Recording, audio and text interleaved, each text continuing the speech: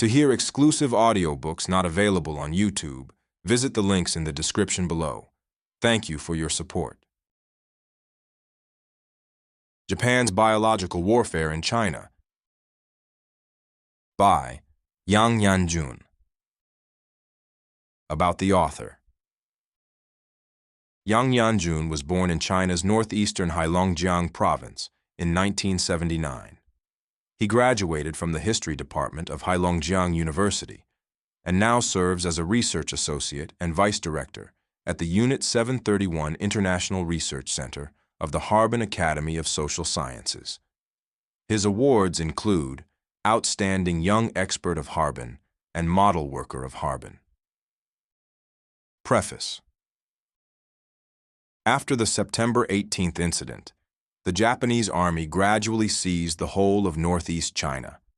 In 1933, Japan broke the Geneva Convention and secretly set up Unit 731 in Harbin.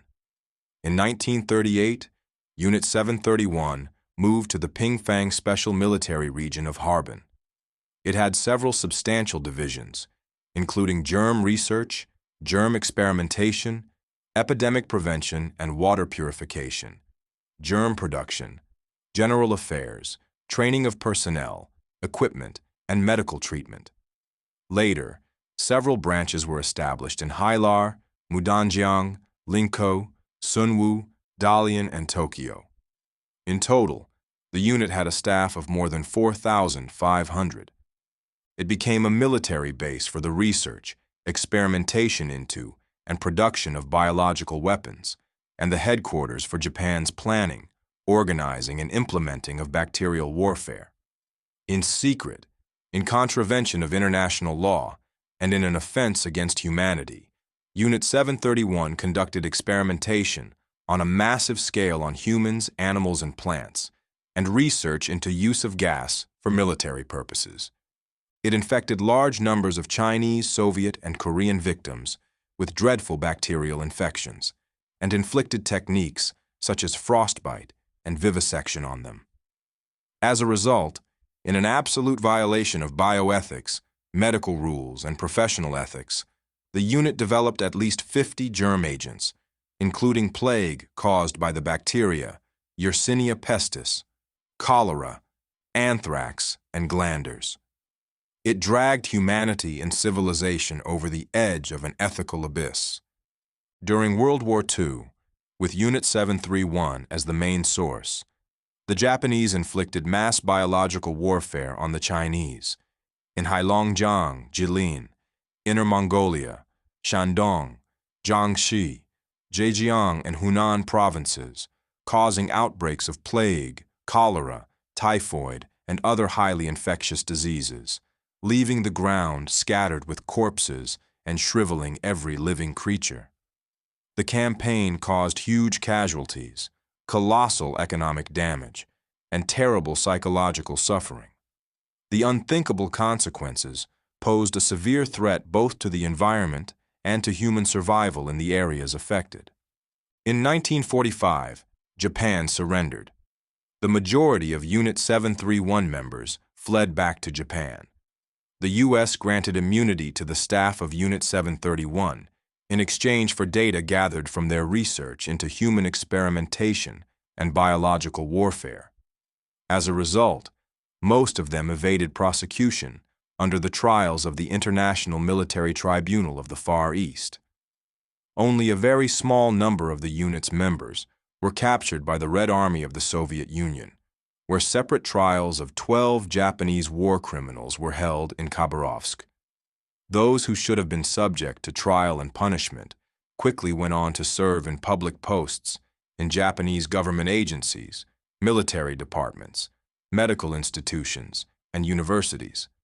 They even established veterans groups, such as the Pingfang Comrade in Arms Association, Dongxiang Comrade in Arms Association, Pingfang Triangle Association, Kamo Association, Gucheng Town Association, and Suzerain Association, through which they held various commemorative activities and remained active in different fields in Japan. Most of the members remained silent about their wartime crimes and refused to be interviewed by the media. Throughout their lives, they also refused to reflect publicly upon their past. But a few members revealed the historical truth. The former locations of Unit 731 are sites of national cultural heritage under primary protection. They witnessed dreadful human suffering and carry with them special memories of the brutal war.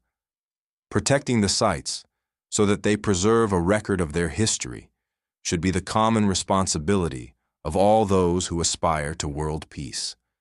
Compiling this memoir will reveal Unit 731's crimes against humanity and its responsibility for inhumane warfare and medical atrocities, maintaining an essential historical record for posterity and for future reference. Key events. June 17, 1925. The Geneva Protocol for the prohibition of the use in war of asphyxiating, poisonous, or other gases, and of bacteriological methods of warfare, was signed in Geneva. June 1927. Shiro Ishii obtained his doctor's degree in microbiology from Kyoto Imperial University. April 1928 through April 1930. Shiro Ishii went to Europe and the U.S. to gather information about biological warfare. 1932. Shiro Ishii was promoted to major, July 5, 1932. Japanese Ministry of War gave approval to the Army Medical School to establish a germ lab, where Shiro Ishii led a team to carry out studies on germ weapons. December 8, 1932. The Ministry of War allocated 2,008,989 Japanese yen for expanding the Epidemic Prevention Lab of the Army Medical School. April 1933. Kwantung Army Warhorse Disease. Prevention Shop set up a germ lab, marking the start of Unit 100's preparations for biological warfare. August 1933. The Epidemic Prevention Lab of the Japanese Army Medical School was secretly moved to Xuanhua Street, Harbin, with a germ test field affiliated to it being established around Beiyinhe Town in today's Wuchang City. It was called Kamo Unit or Ishii Unit, the predecessor of Unit 731. September 23, 1934. There was a prison break from the Beiyinhe germ test, organized by the anti-Japanese Amalgamated Army of the Northeast, which brought to light the secret human experimentation carried out there. August 1, 1935. Shiro Ishii was promoted to lieutenant colonel. 1936. Kamo Unit selected a site and performed surveys in the Pingfang area of Harbin to make preparations for building a large-scale base of biological warfare. June 25, 1936. The Epidemic Prevention Department of the Kwantung Army was officially established, and the date was regarded by Unit 731 as the date of its founding. 1937. Kamo Unit began research in and development of offensive germ weapons. June 30, 1938. The headquarters of Kwantung Army issued Order Number 1539 on the establishment of a special military zone around Pingfang, which covered an area of 120 square kilometers and consisted of Pingfang Town, the camp areas of Unit 8372 and Unit 731, and the surrounding areas. The local residents were either forced to move out or banned to go in and out of the military zone. 1939.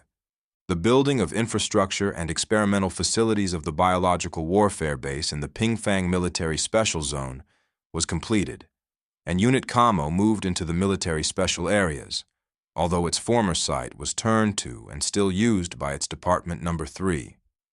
Unit 731 began to study and produce in a large scale G50 germ bombs and conducted numerous field tests. April 18, 1939. Unit 1644 was established in Nanjing. Unit 8604 was established in Guangzhou. July 7, 1939. The Kwantung Army Headquarters issued No. 78 Combat Order, ordering Unit 731 to carry its equipment to the area of Hailar and Yanjun Temple to join the Nomonhan battle. In the battle, Unit 731 deployed biological weapons for the first time, using bacteria for cholera, typhoid, and dysentery to contaminate the water sources. March 23, 1940. Unit 1855, also known Beijing A, or North China Epidemic Prevention and Water Purification Department, was set up. April 29, 1940. Unit Kamo Epidemic Prevention and Water Purification Department and the Military Medical Section of Division 14 compiled the Scheme of Work Order of Epidemic Prevention and Water Prevention for various units, working out provisions on the general procedures, responsibilities, and tasks of the Epidemic Prevention and Water Prevention Department. June through November 1940.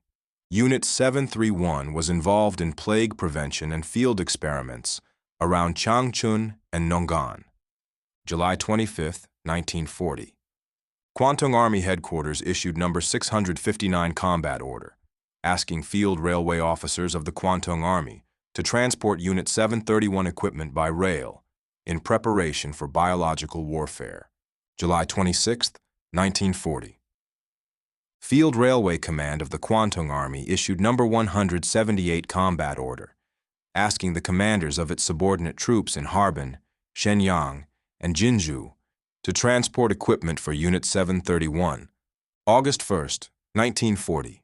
Kwantung Army Epidemic Prevention Department was renamed Kwantung Army Epidemic Prevention and Water Purification Department. October 4, 1940.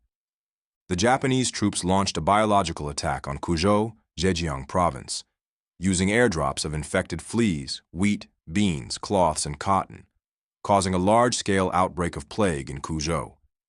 October 22, 1940. The Japanese troops launched a biological attack on Ningbo, Zhejiang Province, using airdrops of infected fleas, wheat, and flour, causing a large-scale outbreak of plague in Ningbo. October 27th and 28th, 1940. The Japanese troops carried out a biological attack on Jinhua, Zhejiang Province, causing an outbreak of plague in Jinhua and Yiwu. December 2nd, 1940. Yoshijiro Umezu signed an order giving approval to the Epidemic Prevention and Water Purification Department of Kwantung Army to set up branches in Hailar, Sunwu, Linku, and Mudanjiang. 1941. Unit Kamo changed its code to Manchuria Unit 731. Unit Wakamatsu became Manchuria Unit 100. The Mudanjiang branch became Manchuria Unit 643. The Linku branch, Manchuria Unit 162. The Sunwu branch, Manchuria Unit 673. And the Hailar branch, Manchuria Unit 543. March 1941. Shiro Ishii was promoted to Major General Surgeon. July 1941. The Kwantung Army conducted exercises and gathered 700,000 soldiers in Manchuria. November 4th, 1941. The Japanese troops launched a biological attack against Changde, Hunan Province, by dropping 36 kilograms of infected fleas, cloth, silk, beans, wheat, rice, and cotton, causing a large-scale plague in Changde. May 5, 1942. Unit 9420 was established in Singapore, June through August 1942. The Japanese troops airdropped plague, dysentery, and cholera bacteria on Jinhua and Langsi in Zhejiang Province, killing many civilians. August 1, 1942. Shiro Ishii was transferred to the post of Surgeon General of the No. 1 Army of the Japanese Northern China Area Army, while Masaji Kitano succeeded him as the head of Unit 731. August 1942. The Japanese troops carried out biological attacks on Yushan in Jiangxi Province by spraying plague, cholera, and paratyphoid bacteria into wells and rivers and onto crop fields, leading to massive deaths of local villagers. February 1943. The Baitapu incident occurred, and Fengtian military police transferred Zhao Zongbo, Shi Shunchen, and Kui Bingzhang to Unit 731. February 15, 1943. The Kwantung Army Headquarters issued No. 98 Combat Order, dispatching Unit 731 to conduct epidemic prevention on English and American prisoners of war in the Shenyang Prisoners of War Post. March 12, 1943. The Military Police Command of the Kwantung Army issued No. 120 Order titled Note on Special Transfer, specifying the standards for the so-called Special Transfer. October 1943. The Heishijiao incident in Dalian took place when Dalian military police turned over Wang Yaoxuan, Wang Xuanian, Li Zhongshan, and Shen Delong to Unit 731 by following the order of special transfer. January 1, 1945.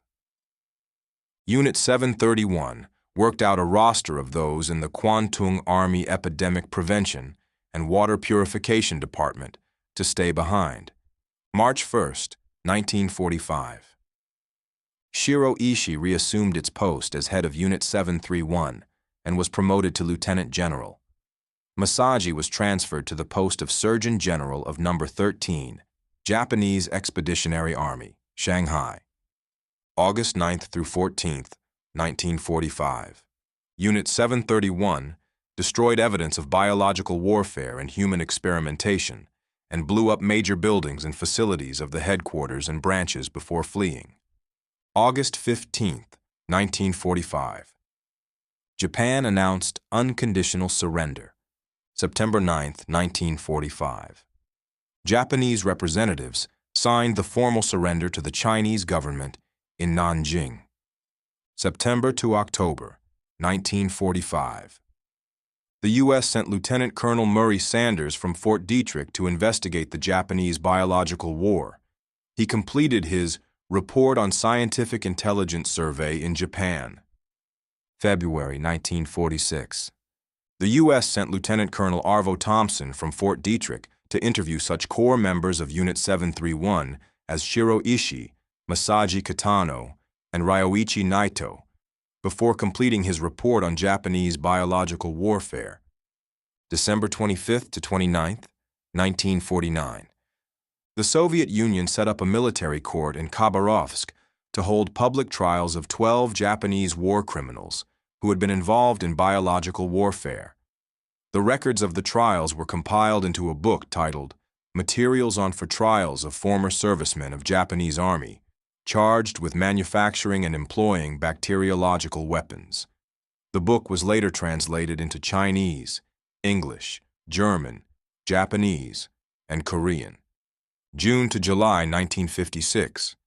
The Special Military Tribunal of China's Supreme People's Court heard the cases of 45 Japanese war criminals publicly in Shenyang and Taiyuan, including Rong Hideo Sakakibara, head of Linku branch of Unit 731. October 9, 1956. Shiro Ishii died of illness in Tokyo. November 15, 1957. Kaneda Yasushi and some others from Unit 731 founded an association of comrades in arms known in Chinese as Fang Yu Hui, publishing its own magazine. 1958.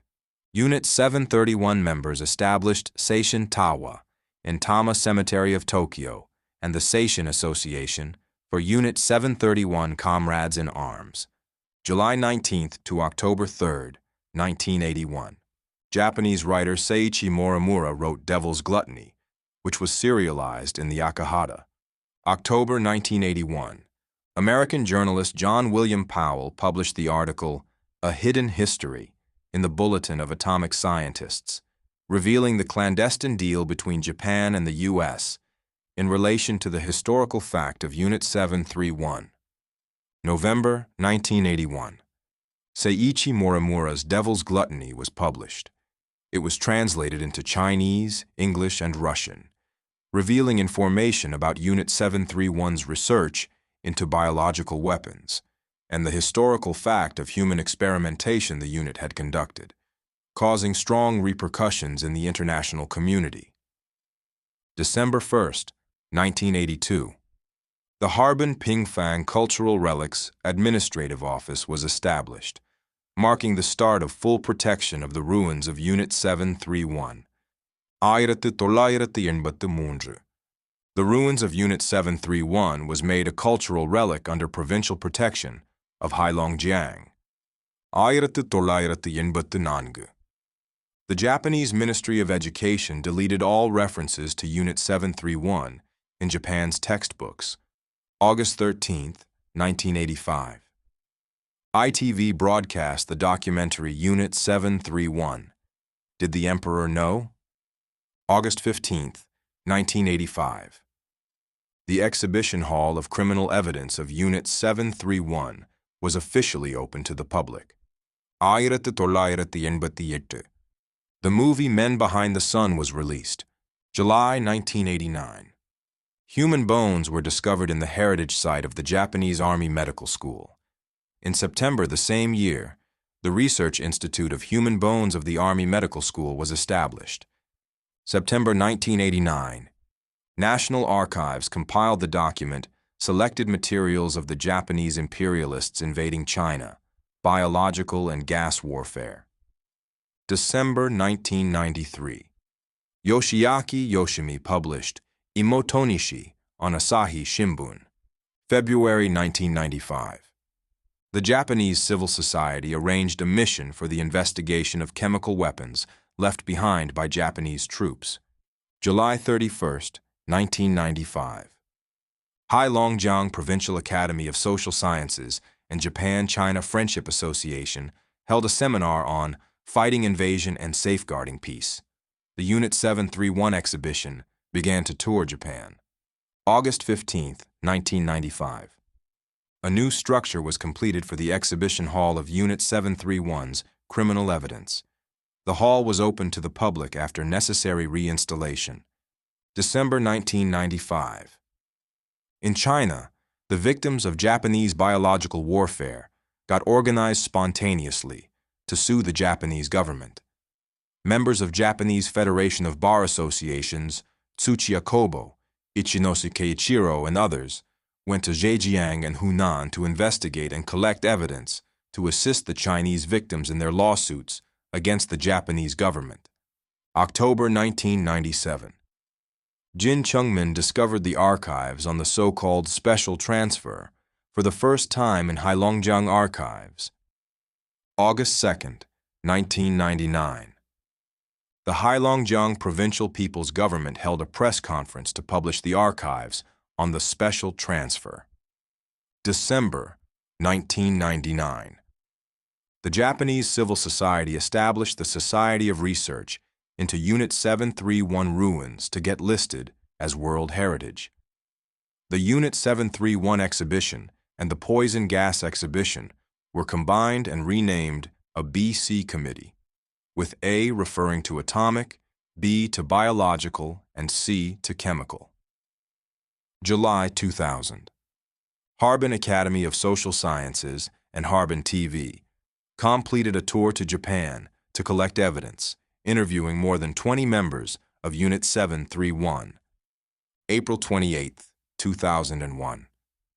Harbin Academy of Social Sciences established a research institute on Unit 731 in charge of research and exchanges in relation to Unit 731. September 6, 2001. The Jilin Archives held a press conference to publicize newly found archives on the special transfer. September 18, 2001. Hunan University of Arts and Sciences established the Institute of Biological Warfare Crimes. October to November 2001. The steering group of Unit 731 Heritage Site, Protection and Development, and Harbin Daily Together organized a second cross-border evidence-gathering trip to Japan. August 27, 2002. The local court of Tokyo made the first instance judgment, recognizing the historical fact that the Japanese troops had waged biological warfare to kill Chinese people, but refusing the Chinese victims' request for compensation. December 7th to 9th, 2002. Hunan University of Arts and Sciences held the International Academic Seminar on Crimes of Biological Warfare. September 3rd, 2005. Harbin Academy of Social Sciences organized the first international academic seminar on Japanese biological and gas warfare in Harbin. 2006. The ruins of Unit 731 was listed as a national key cultural relic under state protection. October 18th, 2006. Harbin Academy of Social Sciences, the ROK Staley's Garden, and Chungcheong University jointly held the second international seminar on Unit 731's crimes in Cheongju, ROK. November 18th to 19th, 2006.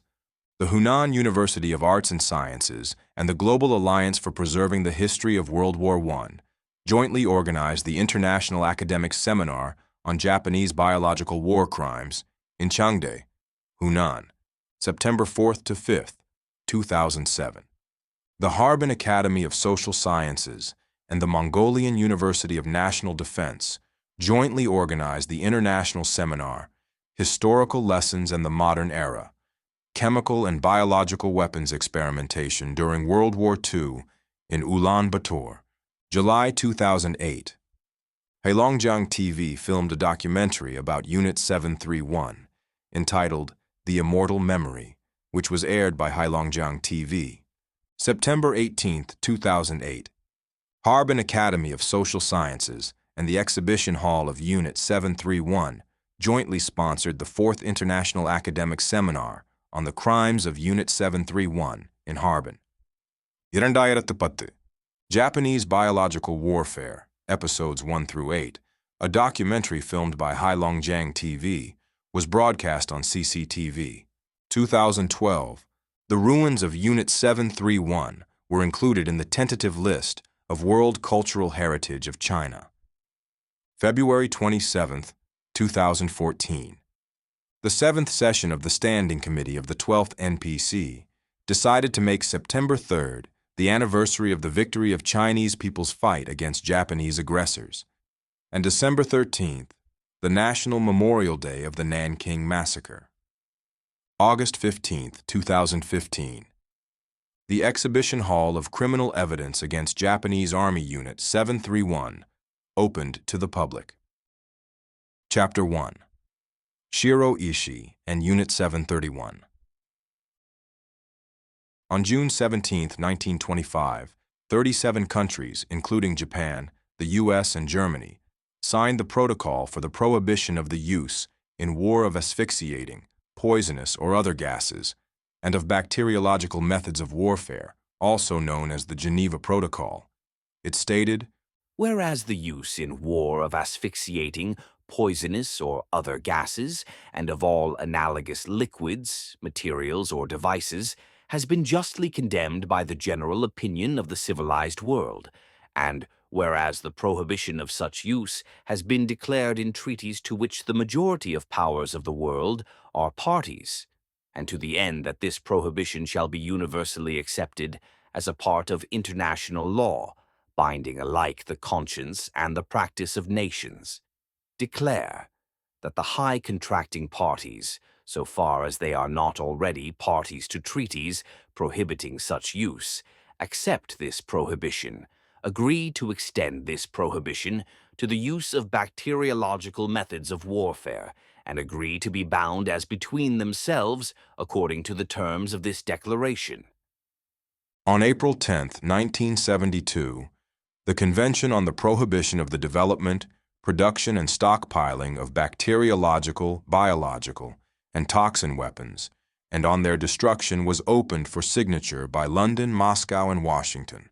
It stated, "Recognizing the important significance of the Protocol for the Prohibition of the Use in War of Asphyxiating, Poisonous, or Other Gases, and of Bacteriological Methods of Warfare, signed at Geneva on June 17, 1925, and conscious also of the contribution which the said protocol has already made and continues to make to mitigating the horrors of war, Japan would go on to violate this international treaty by secretly preparing for and carrying out bacteriological warfare. Although the Japanese government signed the Geneva Protocol in 1925, the Japanese army violated international treaties and used chemical and biological weapons on many occasions during war. According to the paper, 1,800 specific examples of Japanese chemical war in China by G. Schwerin, a researcher in the Anti-Chemical Command and Engineering Institute of the People's Liberation Army.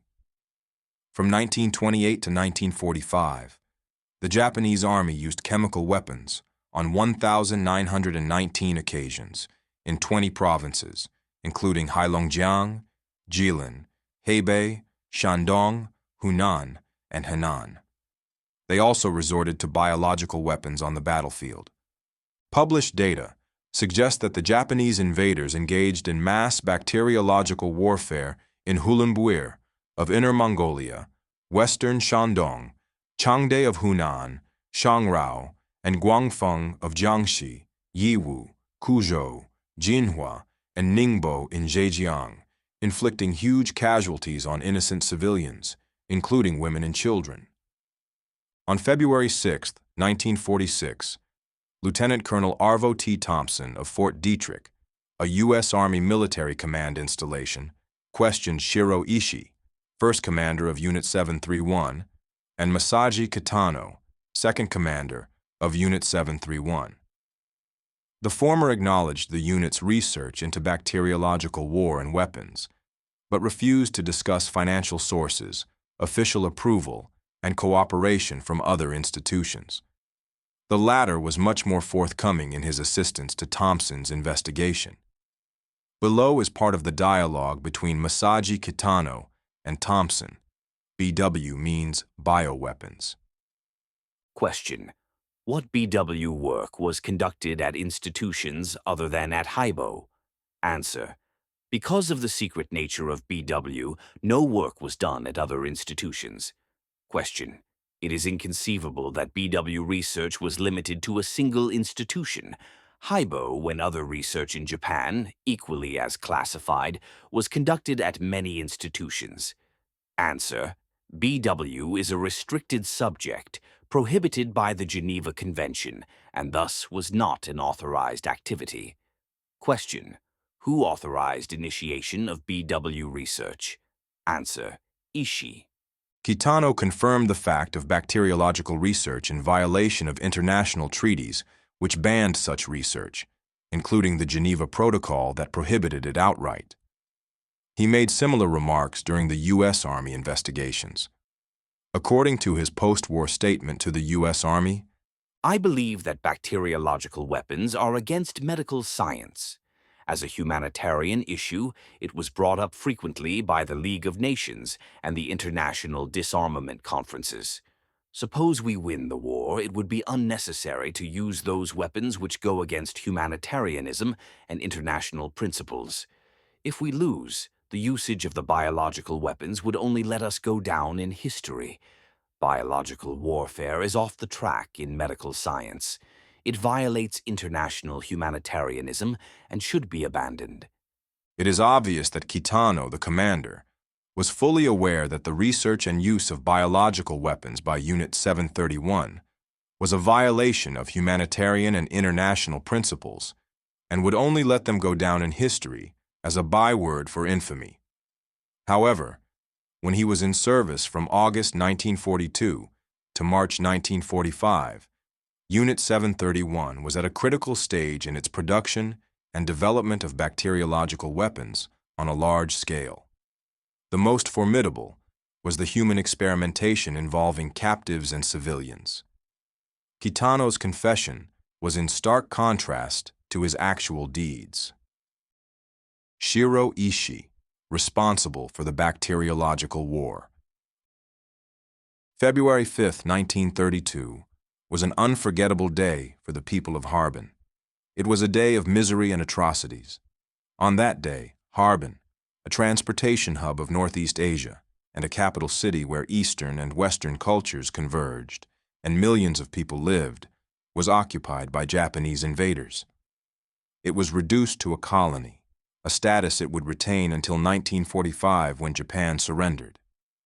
It was also in 1932 that a germ lab was set up in the Tokyo Army Medical School, with Shiro Ishii as the person in charge.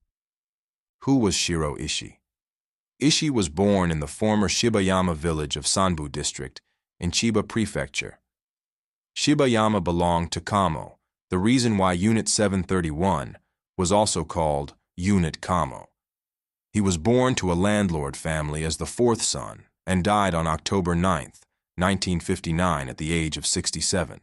His eldest brother, Pyosu Ishii, died in battle during the Russo-Japanese War, 1904 to 1905. The second brother, Tada Otoko Ishii, was a farmer in the village. He later became a body burner for Unit 731 along the Beiyin River under the pseudonym of Tada Otoko Hosoya, before becoming monitor of the special group assigned to manage the special prison. He died at the age of 57 on July 4, 1956. Shiro's third brother, Mitsuo Ishii, graduated from the University of Veterinary Medicine in Japan. In 1939, he joined Unit 731 as a veterinary technician and stayed as the monitor of the Ishii Group of the Equipment Division, in charge of the feeding chamber for experimental animals. He died on January 2, 1958, at the age of 63. The three brothers were core members who had access to all the secrets of Unit 731. Shiro Ishii made use of blood ties, relations by marriage, fellow villagers, classmates, and students to establish and expand Unit 731 in an effort to maintain secrecy and ensure combat capacity. This method of recruitment was closely related to the unit's military, confidential, and special nature, and existed throughout the establishment and extension period of the unit. On June 25, 1943, the senior officials of Unit 731 were photographed before the headquarters building. The photo carries a note that it was taken on the 8th anniversary of Unit 731 on June 25th, the 18th year of Showa period. The 124th Emperor of Japan, better known by his personal name Hirohito, is now referred to primarily by his posthumous name Emperor Showa in Japan. June 25th was also Shiro Ishii's date of birth. We can conclude that Unit 731 was founded on June 25, 1936. Akira Ogasawara, a teenage member of the insect experiment group of Unit 731, confessed in the report on the Tochigi exhibition of Unit 731 that June 25 was the anniversary of Unit 731. This was the most direct and definite evidence provided by a member of Unit 731 about the timing of its founding. So Shiro Ishii's birthday was the day Unit 731 was set up. He was 44 years old in 1936, and his title was Army Medical Lieutenant Colonel. Shiro Ishii graduated from Chiba Secondary School and then was admitted to the 4th Institution of Higher Learning in Kanazawa, now Kanazawa University, and Mito University. From 1916 to 1920, he studied medicine at the Kyoto Imperial University, beginning his career in medicine and laying the foundation for the establishment of Unit 731. From January 20th to April 9th, 1921, he was commissioned as Lieutenant and Army Surgeon to the 3rd Infantry Regiment of the Japanese Imperial Guard. On August 1st, 1922, he was assigned to the 1st Army Hospital. On August 20th, 1924, he was promoted to Surgeon Captain. From April 1924 to April 1926, Ishii returned to Kyoto Imperial University to study bacteriology, serology, preventive medicine, and pathology, and gained his master's degree. During these years on campus, he achieved good academic results and was highly thought of by Araki Torasaburo, president of Kyoto Imperial University. This paved his way to marrying the president's daughter. From 1926 to 1928, he was transferred to Kyoto Garrison Hospital. In June 1927, he won his doctor's degree in biology with his paper Research on Gram-Positive Twin Bacteria. Professor Kimura Ren was his tutor. From April 1928 to April 1930, Ishii went abroad for a tour of inspection and study visiting Egypt, Greece, Turkey, Italy, France, Switzerland, Germany, Austria, Hungary, Czechoslovakia, Belgium, the Netherlands, Denmark, Sweden, Norway, Finland, Poland, the Soviet Union, the US, and Canada. He was particularly interested in two historical plagues. One was the plague of Justinian between 520 and 565, spreading to almost all known countries at the time and causing about 100 million deaths. The other was the Black Death that broke out from 1346 to 1665. The plague swept across Europe, Asia, and the northern shores of Africa. Europe was hardest hit. It was estimated that the population in Europe was about 100 million, a quarter of whom died from the plague. In Italy and the UK, around half the population died. Ishii thought that if a plague could be used as a weapon, it would have massive killing power. Therefore, Unit 731 always regarded the plague as the most essential biological agent during its research into biological weapons. It was seen as a weapon capable of wiping out mankind. In 1930, Shiro Ishii acted as an instructor to the Army Medical School, a position which he held throughout his life. In 1932, he invented a water purifier, for which he applied for patent protection, which later became known as the Ishii purifier, and was widely adopted in the Japanese Army to protect against plague and supply water for military purposes. In 1932, Ishii was promoted to Surgeon Major. On August 1, 1935, he was promoted to Surgeon Lieutenant Colonel. On March 1, 1938, he was Surgeon Colonel. On March 1, 1939, he was Surgeon General. 1941, he was Surgeon Major General. On August 1, 1942, Ishii was dispatched to be chief of the medical section of the Japanese First Army. Masaji Kitano, once named Masakura Kitano, was second in command of Unit 731 and another who was responsible for Japan's bacteriological war program. He was born on July 14, 1894, and graduated from School of Medicine of Tokyo Imperial University with a medical doctor degree. In June 1936, he was a professor of Manchu School of Medicine, teaching bacteriology. From August 1, 1941 to March 1, 1945, he succeeded Shiro Ishii as the commander of Unit 731.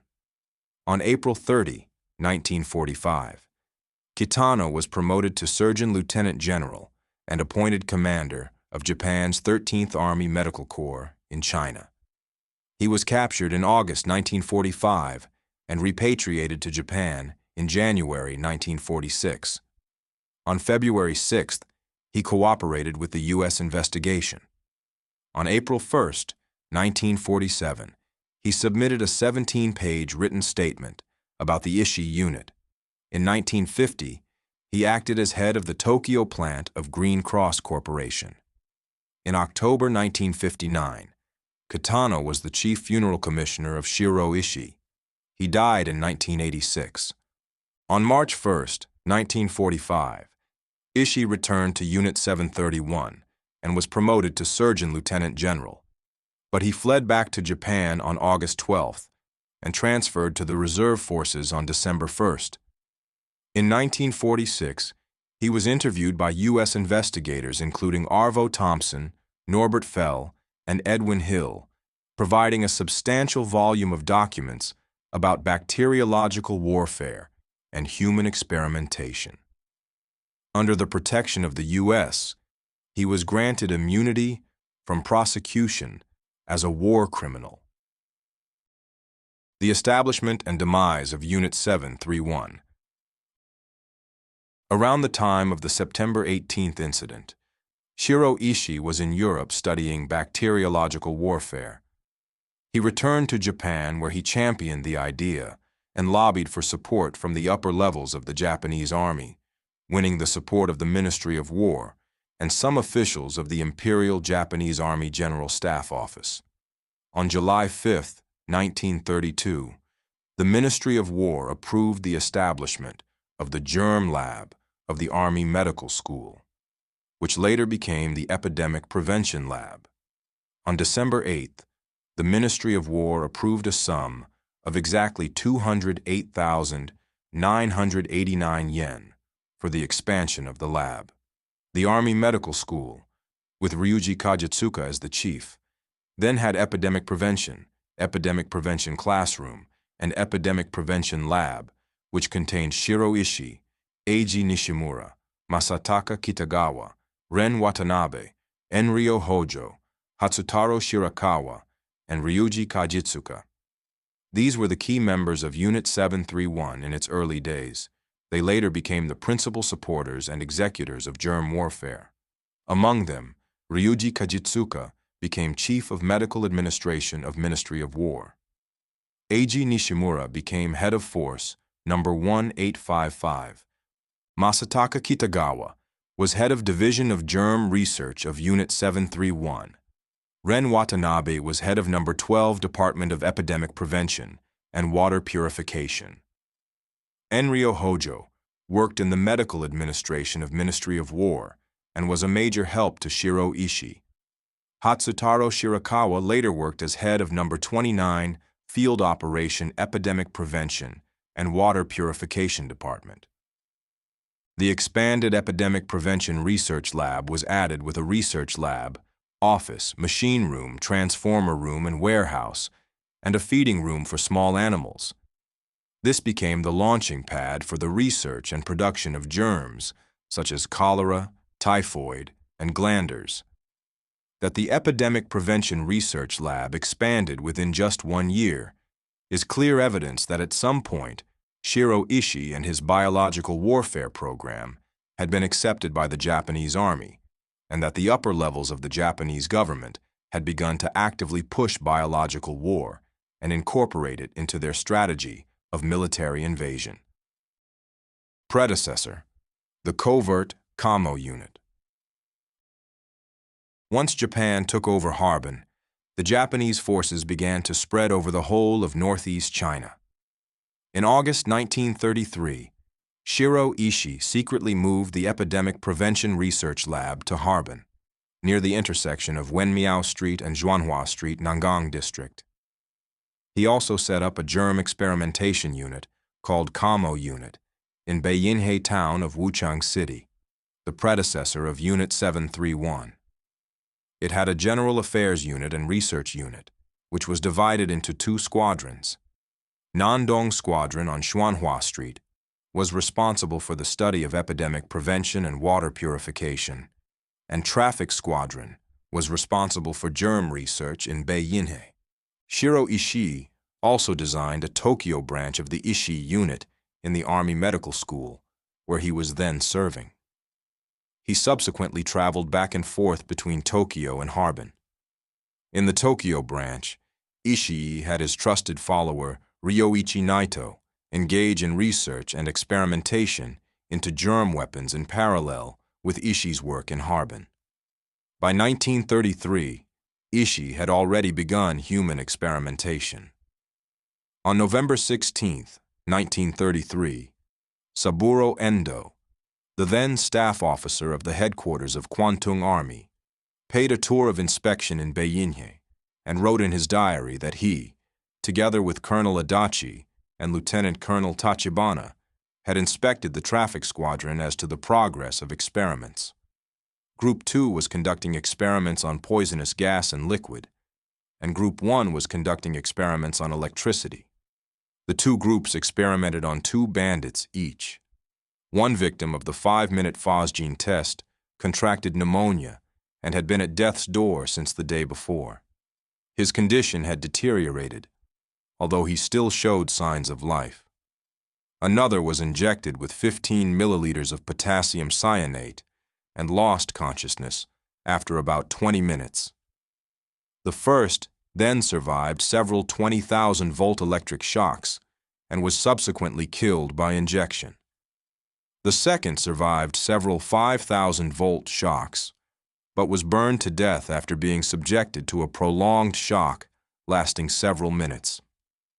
On September 23, 1934, Chinese Mid-Autumn Festival, and 1 year after the Beiyinhe experimental unit had been put in place, a prison break was organized by the Northeast Anti-Japanese United Army in Beijing. This resulted in the truth about the experimental unit being exposed. To secure the confidentiality of the Kamo unit and expand its scale, Shiro Ishii proposed to move the unit to the Imperial Japanese Army General Staff Office in 1936.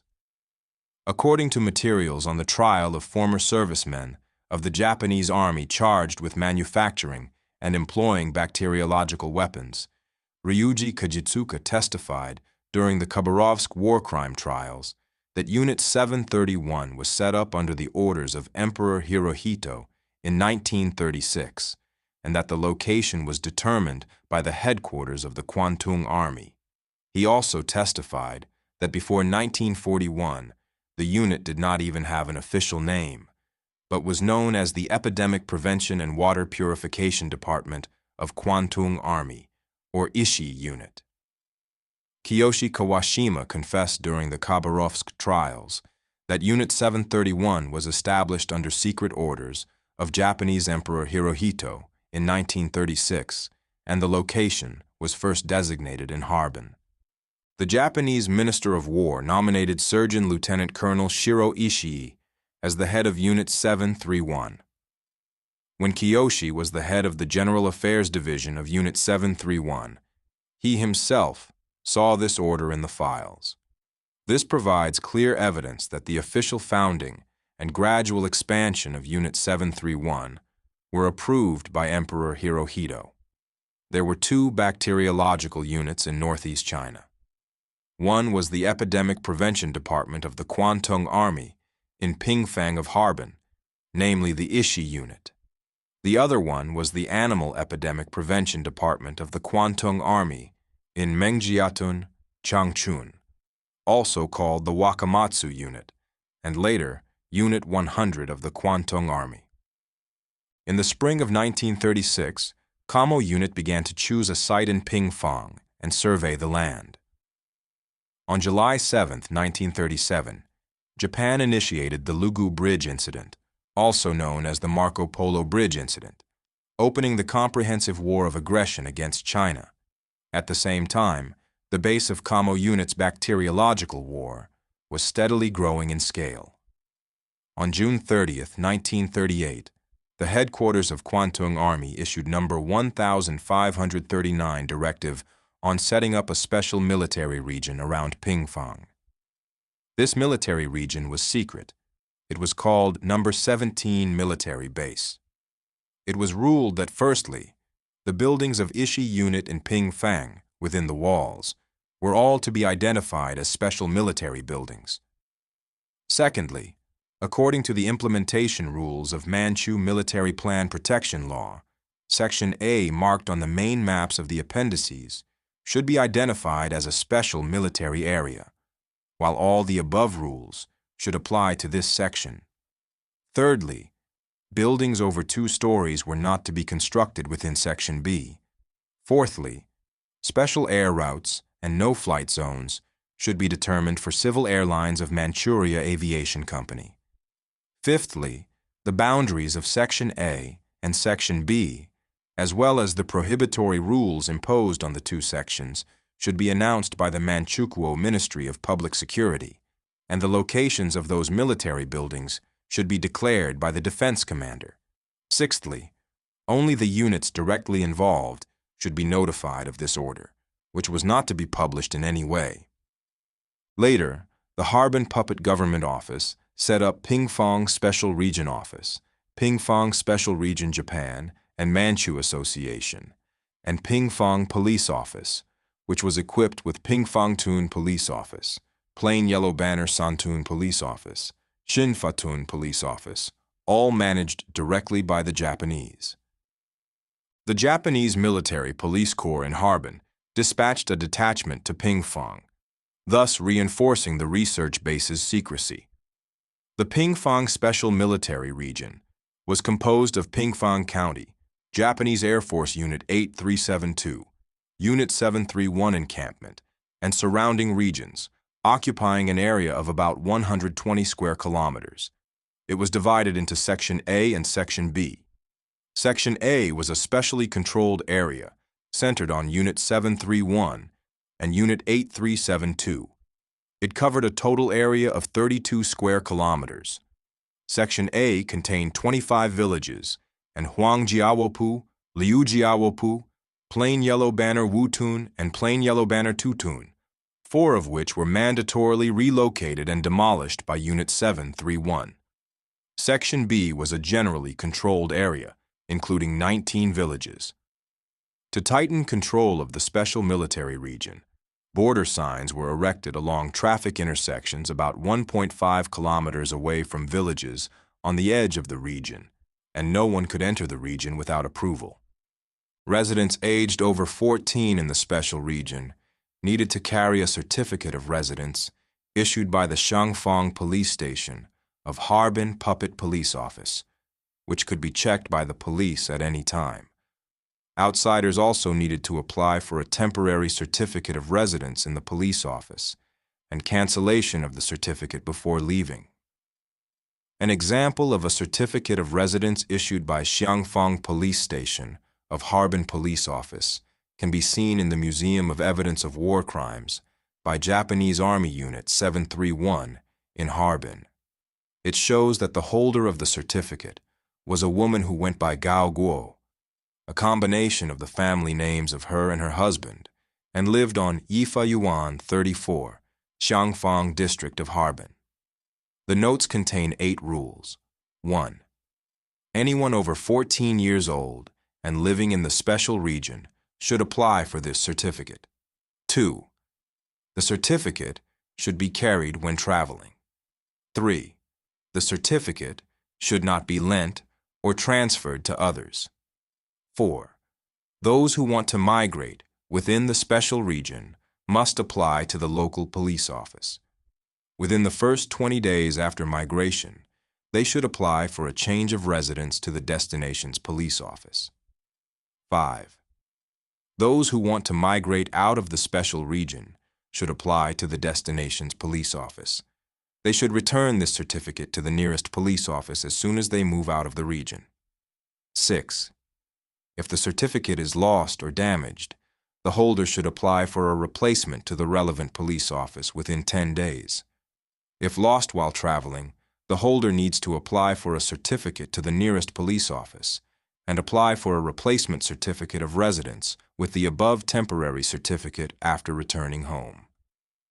If the lost certificate is found again, the holder need to immediately report to the nearest police office. 7. When the certificate expires or the contents change, the holder should apply for a change of information to the responsible police office within 1 month. 8. Those who breach the above rules shall be detained or fined. In 1938, Unit 731 began a comprehensive and rapid program of construction in Pingfang Military Special Region, and then moved in.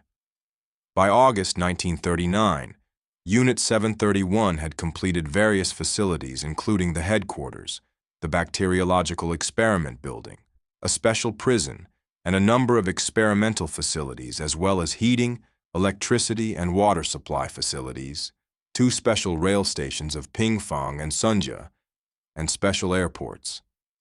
In addition, barracks, dormitories, warehouses, Dongjiang Shrine, Dongjiang School, Dongjiang Square, hospital, auditorium, bar, and playground were already prepared. The core region of Unit 731 was 6.1 square kilometer, surrounded by 5 kilometer long, 2.5 meter high, and 1-meter thick walls. A high-voltage fence was placed on the walls, and a 3-meter wide and 3-meter deep protective ditch was dug on the outside. Barbaric expansion, the Epidemic Prevention and Water Purification Department. On August 1, 1940, Ishii Unit started using the name Epidemic Prevention and Water Purification Department. It had a bulky organization with a large number of members.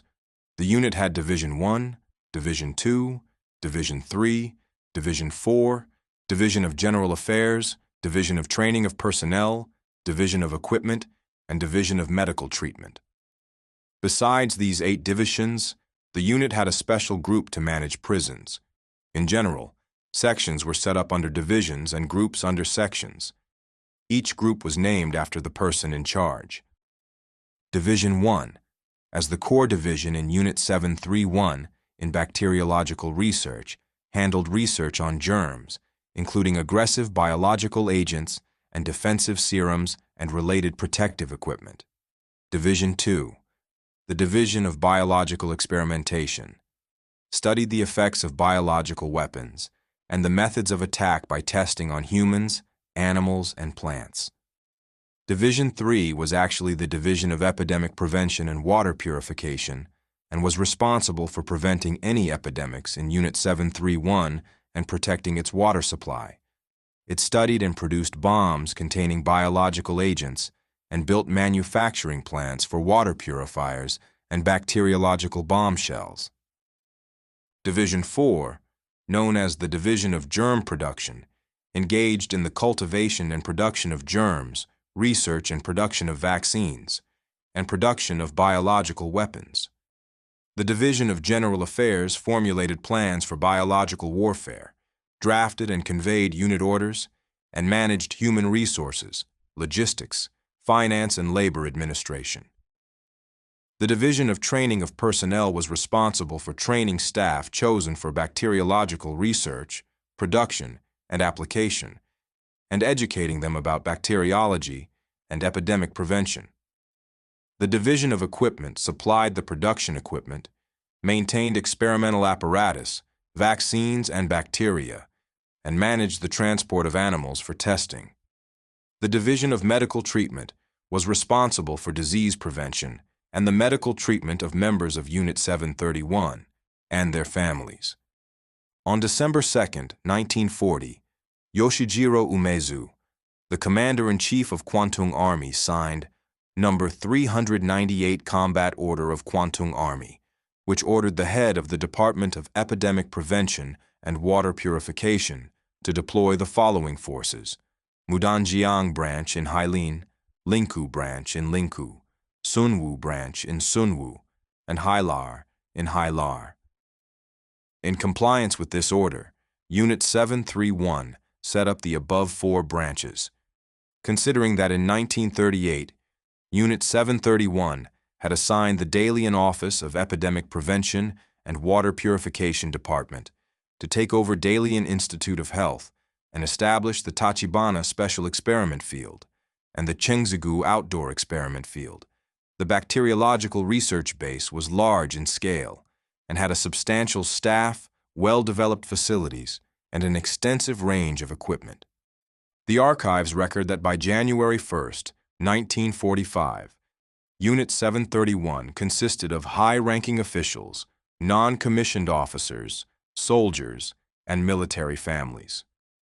At that time, the staff comprised 1 lieutenant general, 2 major generals, 5 colonels, 5 lieutenant colonels, 34 majors, 31 captains, 26 lieutenants, 27 second lieutenants, 18 warrant officers, 165 non-commissioned officers, 1,018 soldiers, and 2,208 family members, in total 3,540 people.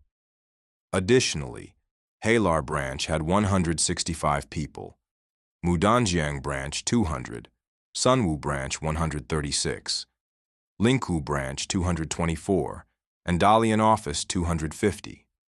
All told, the full complement of Unit 731, including the headquarters and the branches, numbered 4,515. In 1941, Ishi Unit and other branches were collectively called Manchu Unit 659, and the headquarters in Pingfang were called Manchu Unit 731, while the Mudanjiang branch was named Manchu Unit 643, Sunwu branch Manchu Unit 673, Lingkou branch Manchu Unit 162, Hailar branch Manchu Unit 543, and Dalian Institute of Health Manchu Unit 319.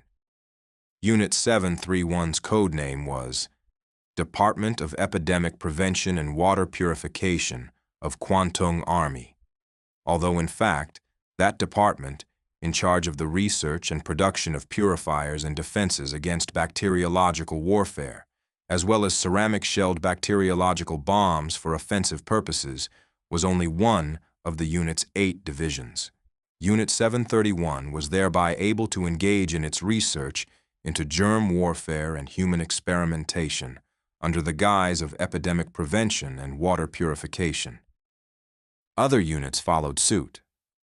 According to the archives of Japan's Ministry of Health, Labor, and Welfare, from 1938 to 1945, a series of biological warfare institutions were established under the guidance or direct participation of Unit 731, including North China Department of Epidemic Prevention and Water Purification in Beijing, Central China Department of Epidemic Prevention and Water Purification in Nanjing, South China, Department of Epidemic Prevention and Water Purification in Guangzhou, and 2 departments in Singapore. The invading Japanese army set up 36 divisions of epidemic prevention and water purification, 12 such departments for field operation, and 7 independent departments of epidemic prevention and water purification. In addition, there were the Brigade 89 Epidemic Prevention and Water Purification Department and a temporary department in Taiwan. Prior to its surrender, Japan had established a total of 63 epidemic prevention and water purification units, covering the majority of China and other regions of Southeast Asia and East Asia, such as Korea, Malaysia, Singapore, and Thailand. Unit 731 was created for the purposes of initiating invasive war and bacteriological warfare. Its establishment and expansion were widely underpinned and assisted by the Japanese government. The highest levels of the Army, the Kwantung Army, and medical circles, all of which is readily apparent from its secrecy and its rapid growth. From the perspective of the time, locations, scale, and coverage of Unit 731 and other epidemic prevention and water purification departments, bacteriological war gradually became a significant instrument for the Japanese military invasion of China and other Asian countries, and an integral part of the entire system of aggression. This provides incontestable evidence of the fact that Japan's biological war machine was a premeditated and organized international crime that reached to the very top of Japanese society. Demise. Flight after destruction of the evidence. On August 9, 1945, Unit 731 was informed that the Red Army of the Soviet Union was dispatching troops to northeast China to fight the Kwantung Army. Immediately, Shiro Ishii summoned higher officials for an emergency conference, and his headquarters and its branches braced for a withdrawal. Ishii delivered orders to keep the secrets of Unit 731 and through documents, research materials, experiment reports, medical equipment, and human samples into the furnace in the boiler room. Jin Guozhong, a laborer from Unit 731, recalled that on the evening of August 9, 1945, it was raining, and planes were buzzing through the sky. A haystack in the southwest corner of Unit 731 was set on fire by the Japanese. At 2 o'clock in the morning, a train was driven in along the special track, and the families of Unit 731 staff flocked onto the train with all their possessions. After the train left, many Japanese women who had failed to get on board were left weeping on the platform.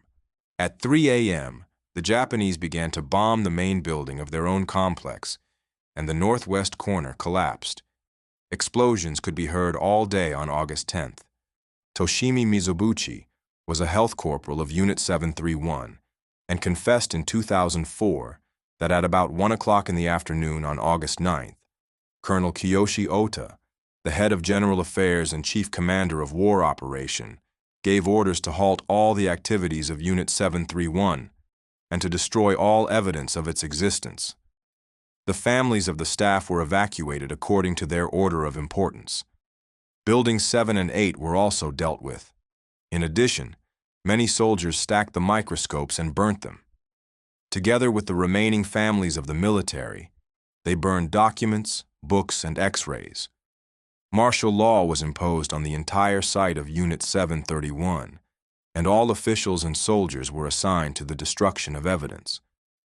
Shiro Ishii instructed his brother Tadao Toko Ishii to deal with the special prison by killing the prisoners with poisonous gas, shooting anyone who survived, and burning all the corpses. This extermination program lasted till August 12th. On August 13th and 14th, Brigade 131 demolished the main structures and facilities of Unit 731, including the special prison, the main building, the frostbite lab, the bacteria lab, and the tubercle bacillus lab. On August 14th, the last group of people left in Unit 731 fled Pinglang. All the other branches carried out similar programs. On August 15, 1945, Japan declared its surrender. From August 26th to September 5th, 1945 members of Unit 731 escaped to Japan from Senzaki and Hagi through Busan. A small number were captured by the Red Army of the Soviet Union and taken to the Soviet Union. This represented the final collapse of Unit 731. Ishii issued 3 gagging orders before the flight. One was to prevent the identification of the unit members, the second was to avoid any future contact with each other, and the third was to avoid engaging in any professional activity related to the work of Unit 731. The 3 orders were to have lifelong effect. In order to save their own skins and cover up the war crimes they had committed in China, some members obeyed the 3 orders for the rest of their lives, but others disregarded the orders and went to work in occupations related to the business of Unit 731.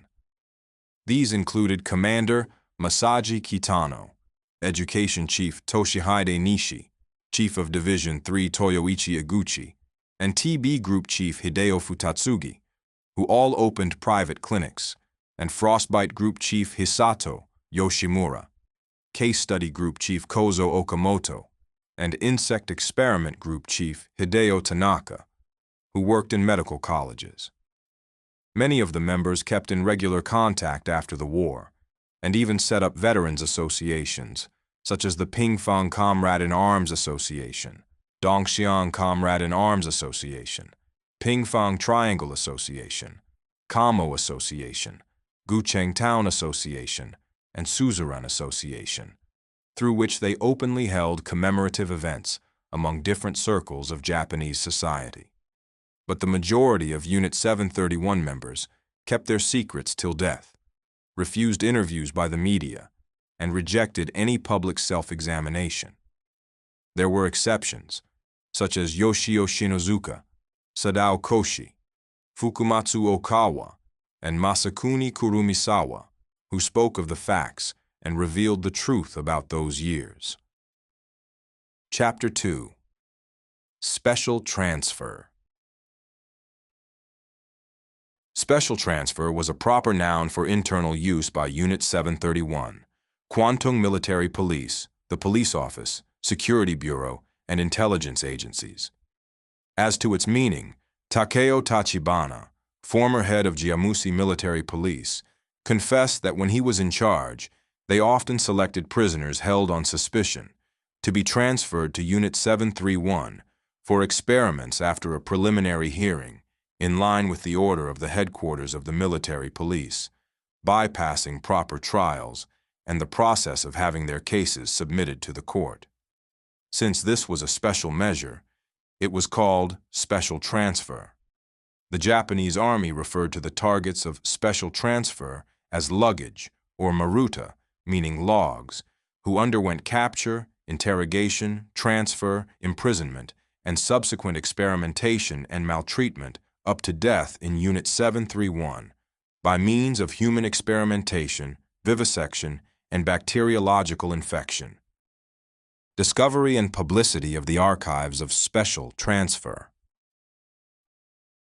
In October 1997, Mr. Jin Chengmin was the first person to discover the original documents of special transfer in the Heilongjiang archives. On August 2, 1999, Heilongjiang provincial government convened a press conference to publicize the archives, including 66 items and covering 52 victims of the special transfer. In September 2001, Jilin Archives held a press conference and made 80 archive items public, involving 277 victims. The archives preserved by Heilongjiang and Jilin were the original copies recorded by the Kwantung Military Police, branches and detachments, all written in Japanese, thus persuasive proof of their complicity with Unit 731, the shared crimes, preparation and exercise of human experimentation. Few survived the special transfer. The majority of them were killed during human experimentation, and a few were slaughtered right before Unit 731's escape from China. According to the archives published in 2014 by Jilin Archives, Jiang Rongquan, who was arrested by Sunwu Military Police on November 18, 1943, successfully escaped and became the only survivor following the onset of special transfer. In 2014, I was the person in charge of the research group for the search for and organizing and research of documents and relics about bacteriological war preserved by Chinese and Japanese peoples, a project under the National Social Science Foundation. We found 5 original files of special transfer in Harbin. The archives, written in Japanese in 1942, discussed cases handled by the Harbin Police Department and noted how 10 people were transferred to Unit 731. According to the archives, on July 24, 1942, Harbin Xiangfang Police Department delivered a document to the Harbin Daowai Police Department about the transfer of Wang Jianmin and 3 others. On August 8, 1942, the Harbin Police Bureau delivered a document to the Daowai Police Department about the transfer of a Soviet citizen.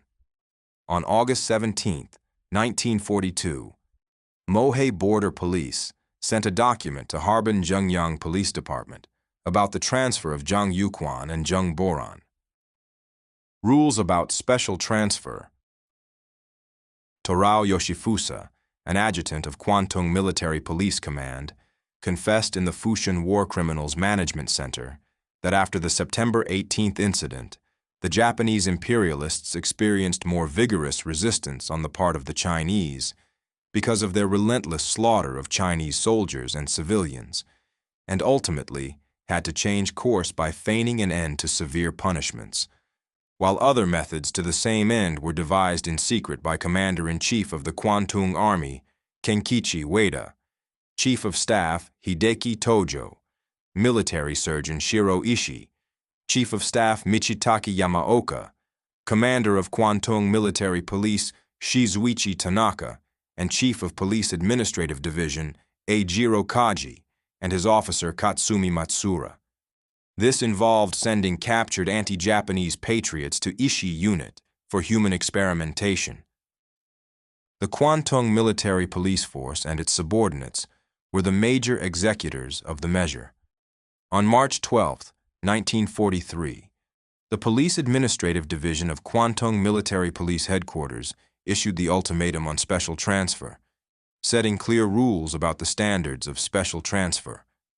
This document states that the matter will be dealt with, according to Document 58, issued by Kwantung Military Police on January 26th of the 13th year of Showa period, and the following standards. It can be assumed that as far back as January 26, 1938, There were already explicit rules about the standards of special transfer. The Kwantung Military Police set clear rules about the objects of special transfer and made it clear in this ultimatum. They included those prisoners who can be expected to be released immediately or sentenced to a short period of confinement by the court in line with the gravity of their crimes, those, though with light crimes, that should not be released, the homeless, with no fixed housing or relatives, and opium addicts. With these rules, we get the idea that the standards of special transfer were too general, without stringent control of the military police's behavior, leading to the non-differentiation of special transfer. At some point, whether a prisoner was deemed to fit the conditions for special transfer was entirely at the discretion of the military police. The Japanese army transferred different numbers of people each time, sometimes 1 or 2 prisoners, while at other times 6 or 7, with a record high of 90 at one time.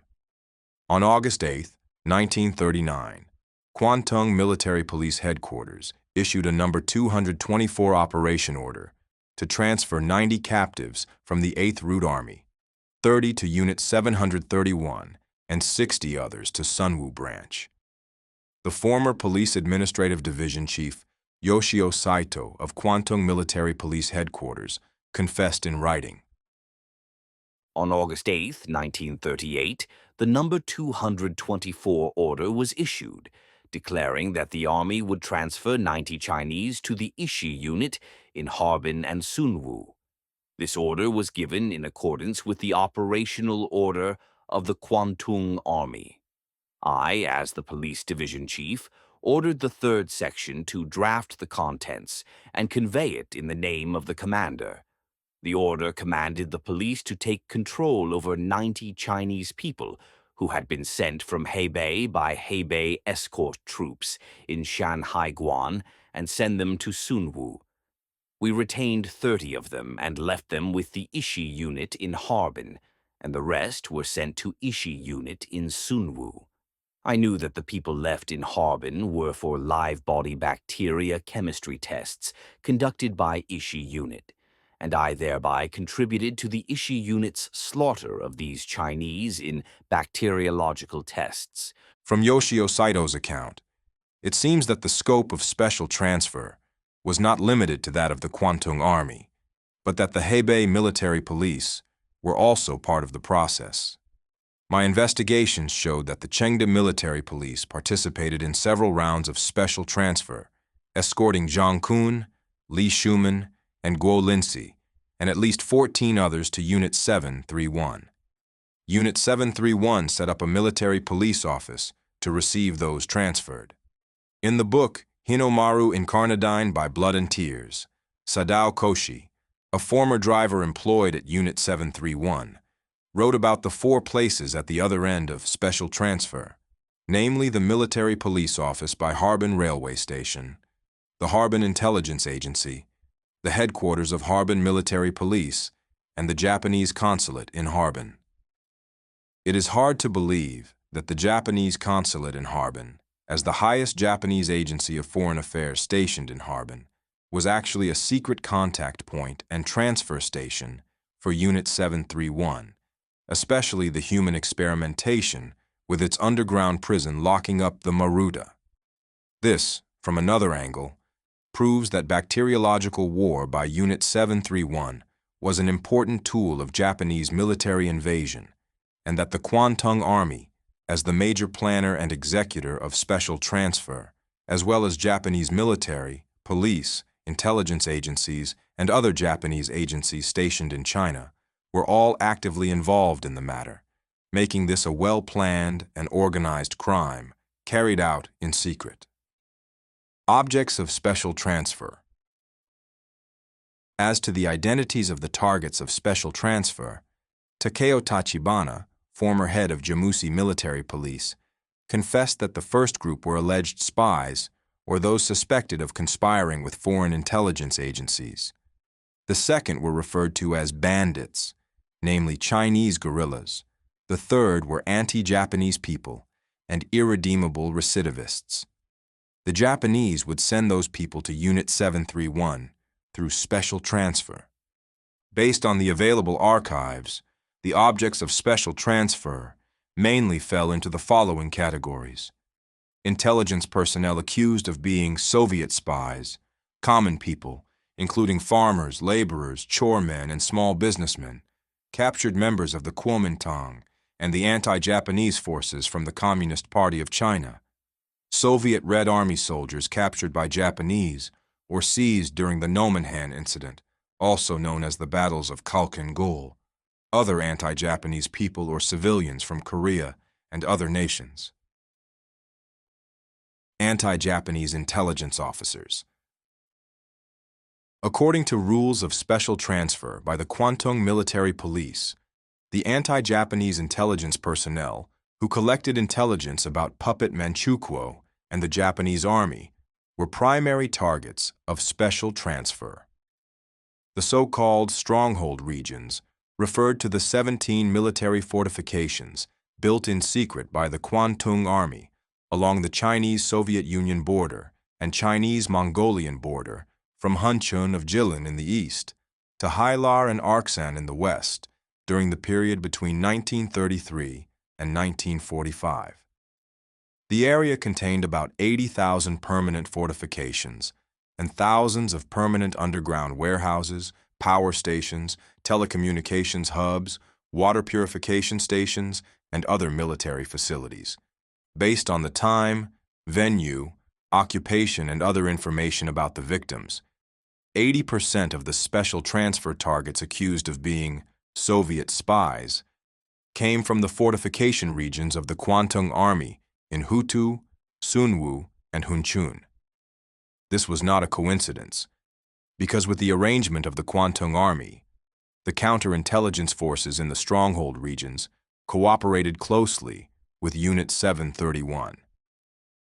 From 1939 to 1944, the Kwantung Army built large-scale military fortifications along the China-Soviet Union and China-Mongolia borders, commanding the attention of Chinese and Soviet intelligence agencies.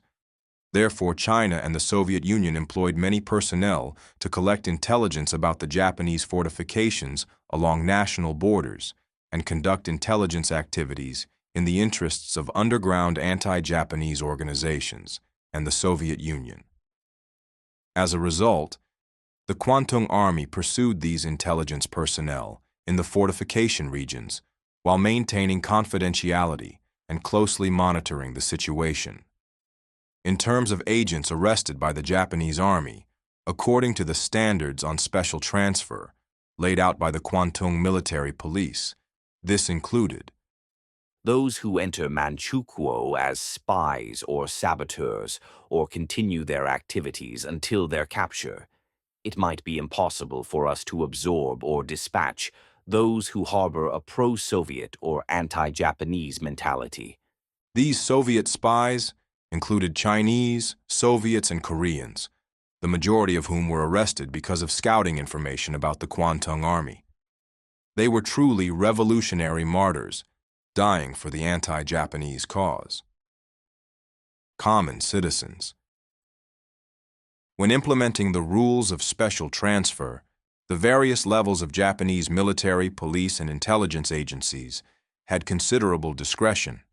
Since capturing anti-Japanese personnel, or innocent citizens, and then transferring them to Unit 731 would earn the Japanese awards, promotion, and bonuses, the Army was more zealous in carrying out such actions.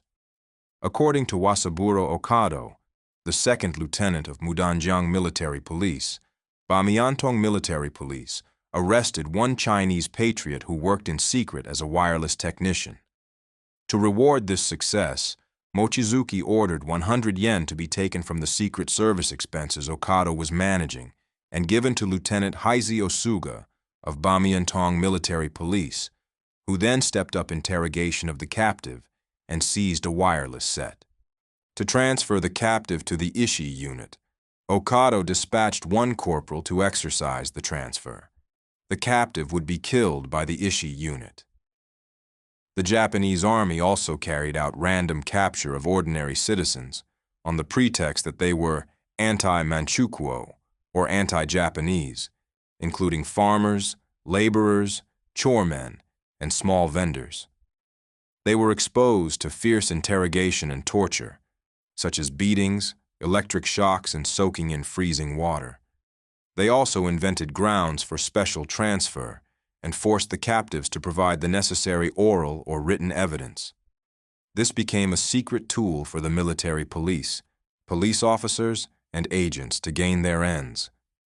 Tetsuichi Kamitsubo, former captain of Jinning military police, confessed that he captured over 100 anti-Japanese operatives and citizens and interrogated them with torture, such as soaking them in freezing water, electric shocks, beatings in sacks, beatings with clubs, and burning with red-hot pokers.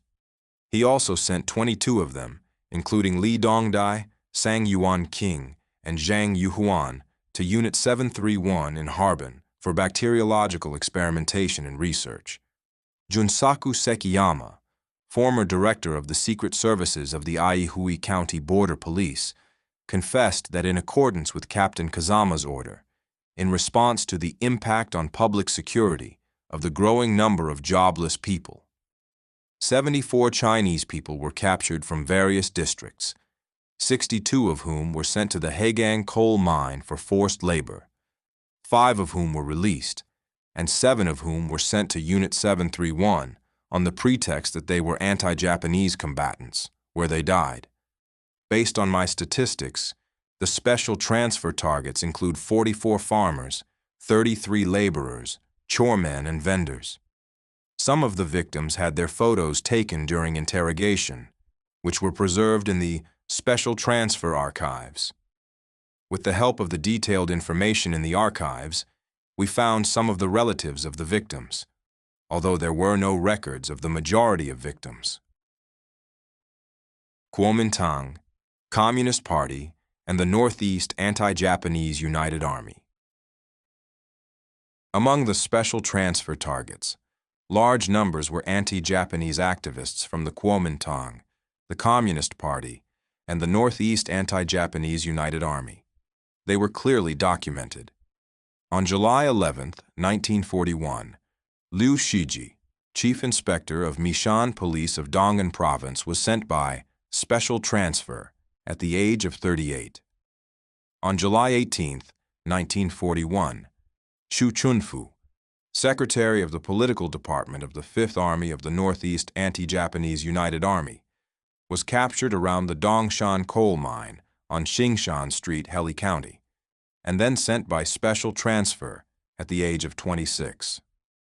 On August 1, 1941, Tian Lishun, Inspector of Hulin Border Police of Donghan Province, was captured and sent by special transfer at the age of 40.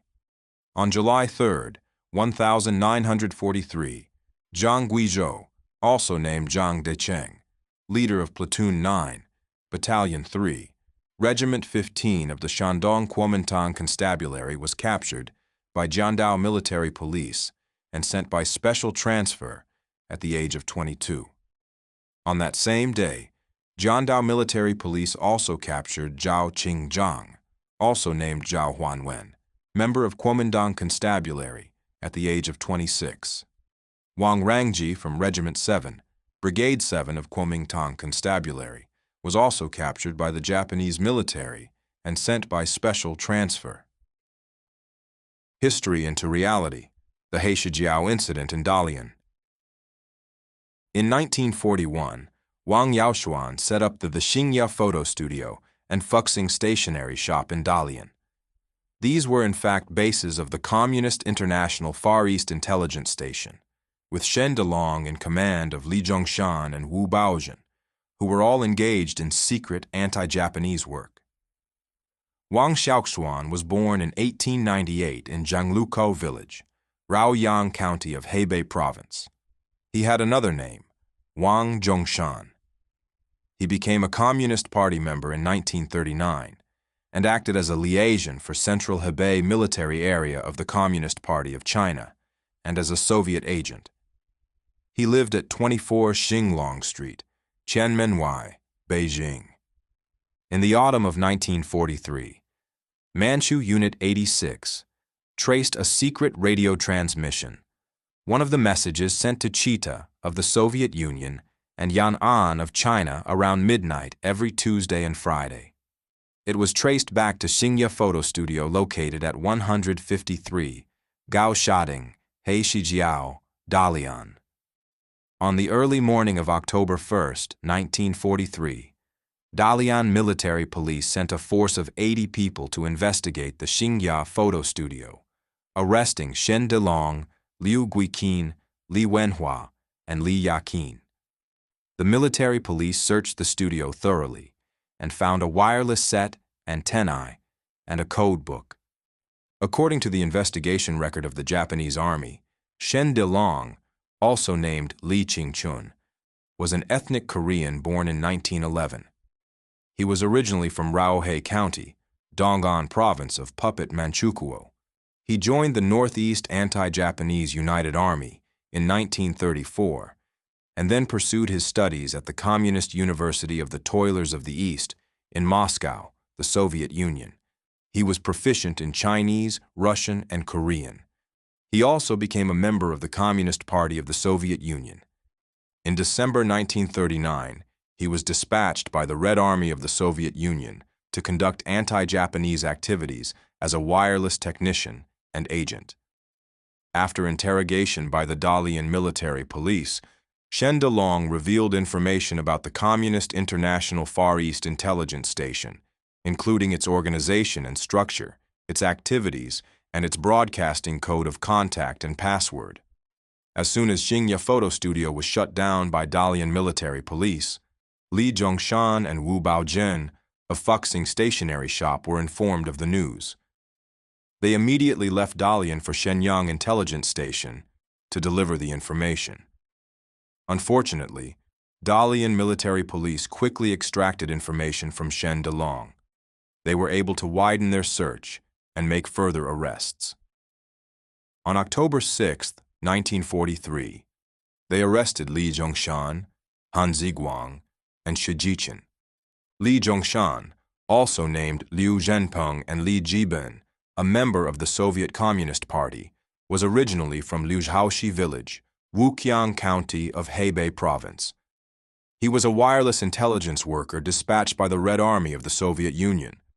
They arrested Yang Shuili and Guo Xinqin in Shenyang on October 8th, and Wang Yaochuan and Wang Dongcheng in Tianjin on October 11th.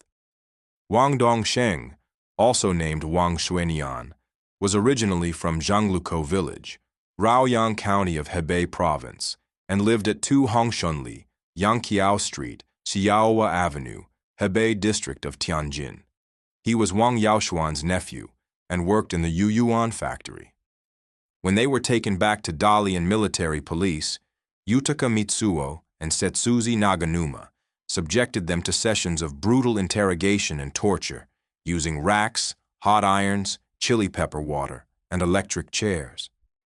Finally, the Dalian military police sent Shen Delong, Wang Yaochuan, Wang Dongsheng, and Li Zhongshan by special transfer to Unit 731 as members of foreign intelligence agencies with the approval of the headquarters of Kwantung Army. There is no trace of what happened to the others.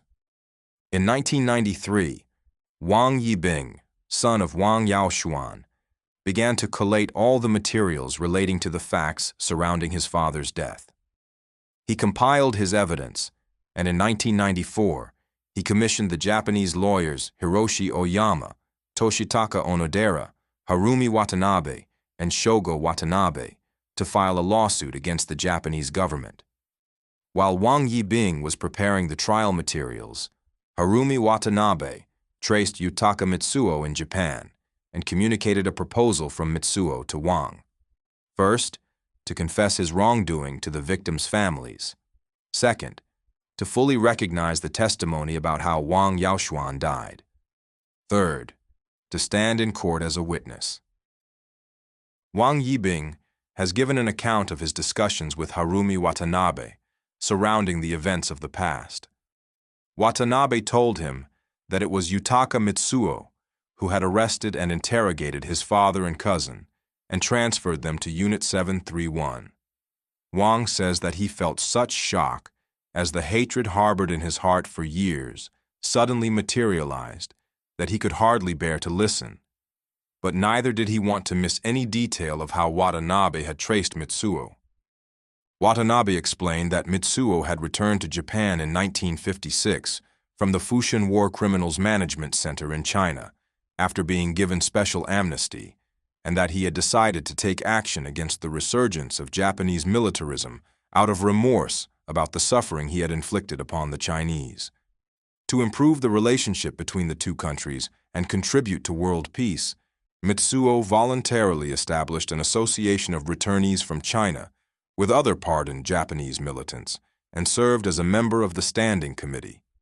In Japan, his activities in furthering friendship between China and Japan led him to be targeted by right-wing forces. He could not find a job, and his life was very difficult, but he continued to expose Japan's militarist crimes against China. Wang Yibing and his elder cousin and second younger sister listened carefully without interrupting. Harumi Watanabe went on to say that on January 5, 1994, Yutaka Mitsuo and Setsuzi Naganuma had paid a visit to the Dalian government during their stay in China to apologize for arresting and transferring Wang Yaoxuan to the Ishi unit during their service with the Dalian military police about half a century ago. Watanabe suddenly stopped there. Wang Yibing said he tried very hard to control his tears in front of a Japanese. In 1995, at the time of the 50th anniversary of victory in the Chinese People's War of Resistance against Japanese aggression, a seminar on fighting against invasion and safeguarding peace was held in Harbin. Both Wang Yibing and Yutaka Mitsuo attended this meeting. On July 31st, Yutaka Mitsuo apologized to Wang Yibing, accompanied by Jin Yuan, head of the former Fushun War Criminals Management Center. The following is Wang's version of his meeting with Mitsuo. At exactly 7:30 in the small conference room in the Civil Aviation Hotel in Harbin, I and my son Wang Xiaoguang met Shan Wenjun and Liu Ying from the Historical Records Office of Dalian. The latter two guests were the ones who had provided me with the original materials about the Japanese military police in Dalian when I had been investigating and collecting evidence. They helped me a lot in the process. When everyone was seated, Jin Yuan entered. He commanded everyone's attention, because following him was a man, all skin and bone, unsteady on his feet. He was hunched, with two hollow eye sockets and a flat face, setting off his high cheekbones and forehead. He had white hair all over his head, with several hairs hanging down over his forehead. He entered the room cautiously and tentatively, and stood in front of everyone. He looked like he was over 80 years old. This was Yutaka Mitsuo. At that moment, Jin Yuan moved a few steps forward and chose a spot between me and Mitsuo that did not interfere with the discourse between the perpetrator and the victim. He also considered the positions of Shan Wenjun and Liu Ying. Then he talked to Mitsuo in fluent Japanese. This is Mr. Wang Yibing, a descendant of Mr. Wang Yaoxuan. Then he pointed at the skinny old man and shifted to Chinese. This is Yutaka Mitsuo, a former member of Dalian military police and a war criminal, as well as the aggressor of Wang Yaoxuan and Wang Dongsheng. During the introduction, Mitsuo remained in a deep bow, not moving an inch. Noting that Jin Yuan had finished the introduction, he stepped forward quickly and slightly, and bowed repeatedly, uttering the words, "I am a sinner, I am a sinner." Then Jin Yuan repeated his remarks in Chinese. This was how Jin Yuan repeated and translated our communications in both Japanese and Chinese. Respected Mr. Wang Yibing, the families of Mr. Wang Yaoxuan, I have sinned. I accompanied the Japanese militants to China and participated in their brutal invasion. Shan Wenjun and Liu Ying took out a camera and took photos, leaving us with 2 precious photos, which are also the only 2 left. I listened to Miss Duo's apologies and felt infuriated. If I had not been a CPC member with years of education in being understanding, reasonable, and open-minded, I would have stood up and beaten him, regardless of the circumstances. But my senses overrode my emotions, and I preserved my calm. He said the following: I was the one who arrested your father and cousin in Tianjin when I was in the Dalian military police. I am at fault for the afflictions imposed on your families. I am a sinner. I hereby apologize to you and all your family members. The Chinese government has adopted a merciful and lenient policy toward Japanese war criminals, that is, to hate the crimes rather than the criminals. This changed me a great deal and saved me by giving me a second chance. As a result, I can stand here today to apologize to you face to face. Not only did I torture your father during interrogation, but I also sent him by special transfer to Unit 731, where he lost his life. What I have done is unforgivable. My crimes are as severe as those of Ishi Shiro, the devil of Japanese biological war. I want to apologize to you and to all Chinese victims again. I will carry this thought forward throughout my lifetime and fight for Sino-Japan friendship. I am willing to testify to the Japanese crimes in their invasion of China back in my homeland and speak in court for Mr. Wang. Again, I will forever ask for forgiveness from all Chinese victims, especially you 2. When Mitsuo finished, he bowed deeply and repeatedly. I listened to my enemy confess to me and my family right in front of me, which reminded me of my beloved family members who had taken part in the revolutionary struggle against the Japanese and the Manchukuo regime. I thought of their persecution and sacrifice, and the difficulties their families had suffered. Upon hearing all that he had to say, I calmed down and pulled myself together. I cleared my throat and slowly uttered the words, "It was you who arrested my father and my cousin, and tortured them and sent them to the evil unit 731 for human experimentation. You have deeply sinned. Between us is irreconcilable feud. Your sin can never be erased. It will be written in the history of the Japanese militarists who invaded China. Then the Japanese militarists surrendered, and you were sent to the former Soviet prison and Fushun War Criminals Management Center. You deserved all that. Over the past decade, you have acknowledged the facts of the invasion and confessed your own crimes. You have adopted an honest attitude, and you have thereby been granted a special amnesty by the Chinese government. That is how you turned from a war criminal who has inflicted harm on the Chinese people into a new man, a man with the rights to be human again. Then you volunteered to come to China to apologize in Dalian, where you committed the worst of your crimes. Today, you have apologized to the victims, displaying how you have changed after years of reform. In China, there is a saying, "Deliver oneself from the endless sea of tribulations by repenting." Since you have confessed and apologized, it is understandable that you are forgiven for the deaths you caused. But you need to honor your words with deeds by doing something good for the friendship between China and Japan. You must mean what you have said. Miss Tuo listened and shed regretful tears. He lowered his head and bowed again and again, murmuring his thanks. The whole process went on for less than an hour, throughout which Jin Yuan, himself more than 80 years old, stood right beside us, showing no sign of fatigue. He looked at me and smiled in satisfaction.